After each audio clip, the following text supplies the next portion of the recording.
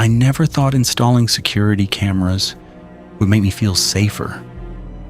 If anything, they taught me how little they actually see until it's almost too late.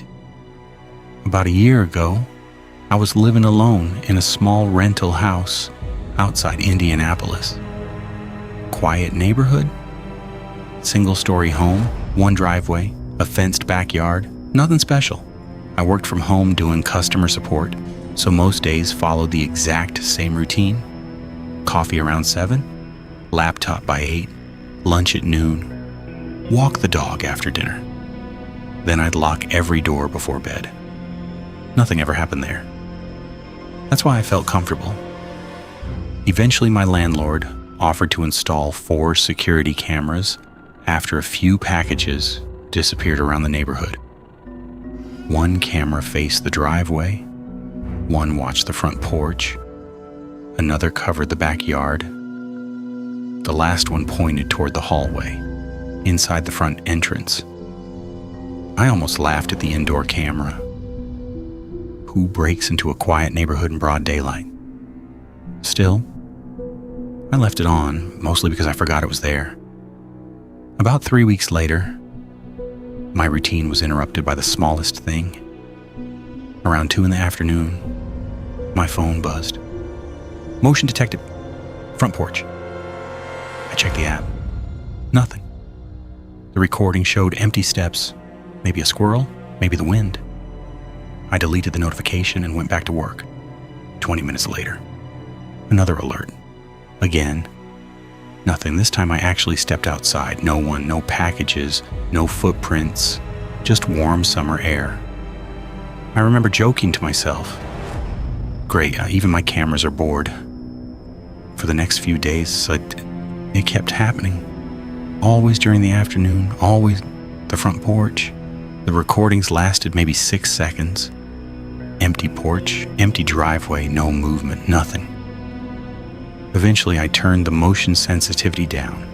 Problem solved? Or so I thought. One evening, my younger sister stopped by with her 6-year-old son, Ethan. She had to run to the pharmacy for about 30 minutes. So Ethan stayed with me. We played video games, ordered pizza. Nothing unusual. Then he suddenly looked toward the hallway. "Who's that?" I looked up. "What?" He pointed toward the front entrance. I thought someone walked by. I laughed. "No one's here." He didn't answer. He just kept staring for another few seconds before going back to the game. Kids imagine things. That's what I told myself. Later that night, after everyone left, I remembered what Ethan had said, mostly because I noticed the hallway camera notification. Motion detected. Indoor hallway. That was strange. The hallway camera only activated if something moved inside. I opened the clip. 5 seconds. Nothing. Empty hallway. Then, right before the recording ended, the living room lamp flickered slightly. That was it. No person, no shadow, just a tiny change in lighting. I blamed the air conditioner. The next morning, another hallway alert. Again, nothing visible except the hallway closet door. I was almost certain I'd closed it. Now it looked open, maybe 2 inches. I walked over immediately. Empty, jackets, vacuum cleaner, storage boxes, nothing else. I shut the door, forgot about it, or tried to.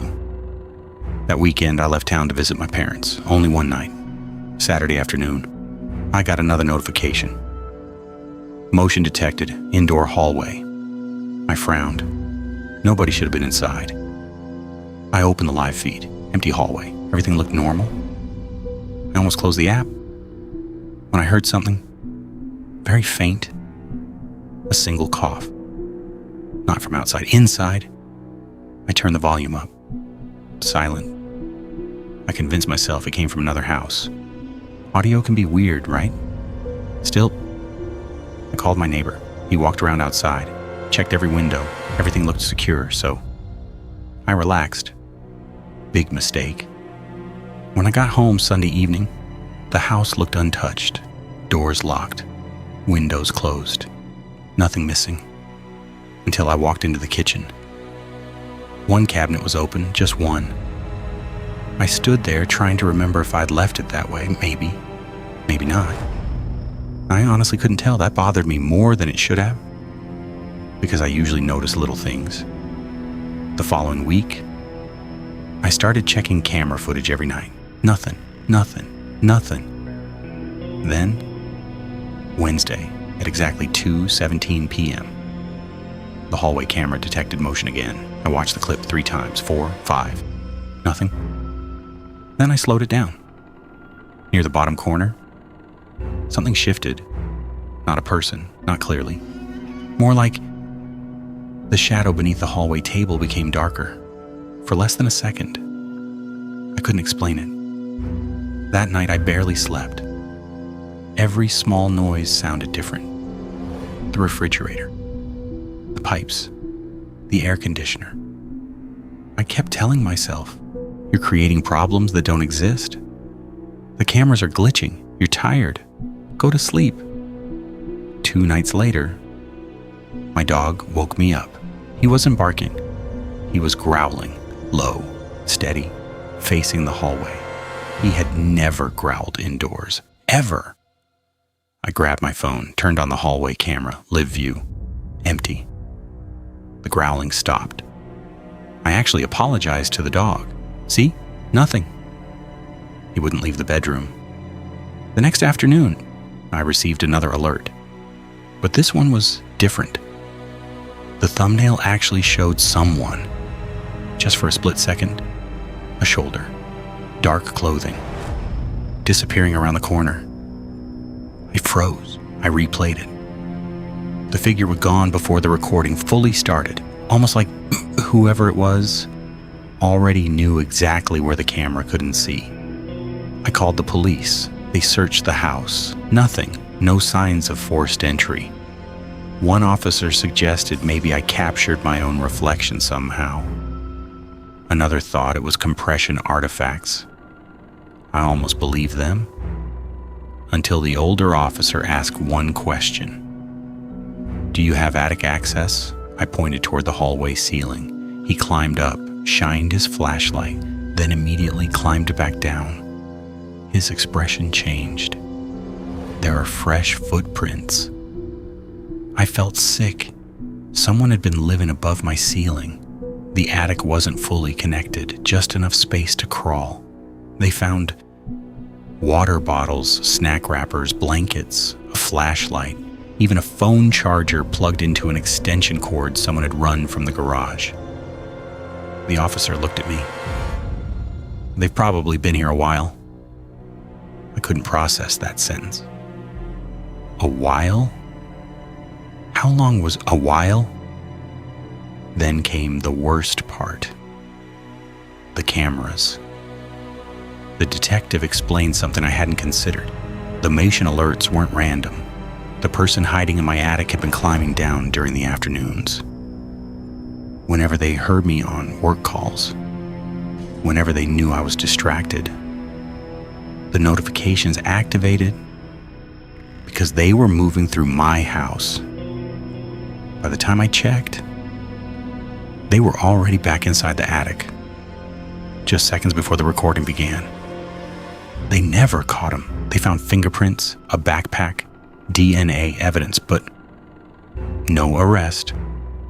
Apparently, he had slipped out through the garage sometime before officers arrived, probably watching from somewhere nearby, watching them search the house, watching me. I moved out 2 days later, left furniture behind, didn't care.